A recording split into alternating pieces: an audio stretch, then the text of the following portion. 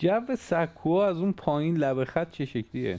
بعد الان خیلی بد واقعا. حالا ما صرفا استاد پرسپولیس رو داریم میبینیم. حالا من بازی چادرملو هم میرفتم چون میزبانیش توی ورزشگاه تختی بود، مثلا قائمشهر رفتم، تبریز رفتم، خیلی از ورزشگاه رفتم، عراق رفتم. جو هواداری توی ایران خیلی جو متشنجیه. دقیقه 50 تو فوش میدی به بازیکن و تیمت کامبک میزنه دقیقه 90 قربون صدقه بازیکن بله. میگیری.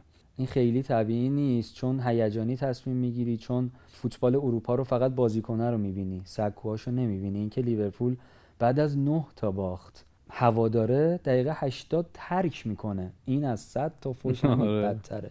بطری نمیزنه، فوش به بازیکن خودش نمیده. هوادار اروپایی دیدم فوش به بازیکن روبرو بده ولی ندیدم بازیکن خودش، خیلی ندیدم. حالا شما میتونید ما هم اینجوری پیدا کنی نبودیم، فکت. ما الان تازگی داریم اینجوری میشیم. عصبی شدیم.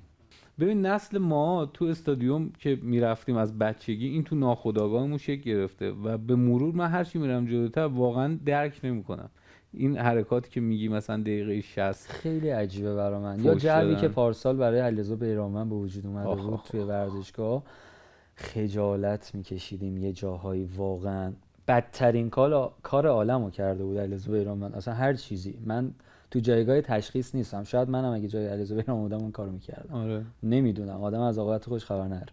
ولی بسته دیگه. آره همه جا آقا، اصلا چرا یزد آقا مثلا اول میرفت تراکتور، بعد تو آره به دلار بطری میریزی، نمیدونم اهواز میرفت دلار، چیکار دارید میکنی؟ چی میگی؟ اصلا با کی کار داری؟